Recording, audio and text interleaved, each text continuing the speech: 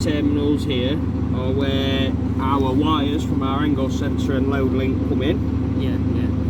Onto the board inputs. Yes. And then these are switching terminals. So outs, and then it is processed. Yeah. It's like processor. That's like, it. So you see down here, Yeah. output terminals. Yes. So over hoist, if the hook hits that chandelier, it is processed, and these cut. These will send either a voltage out or no voltage, depending which way it is configured to cut, so you cannot hoist up and over.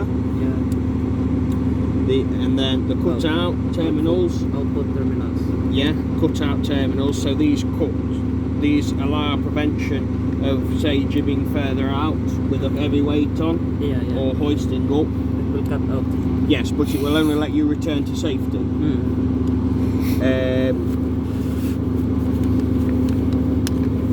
So that is the board. Really, the terminals, and you see how we have tested the board to see what the inputs and outputs are doing. That we know, well, the inputs are doing, so we know that it's stable.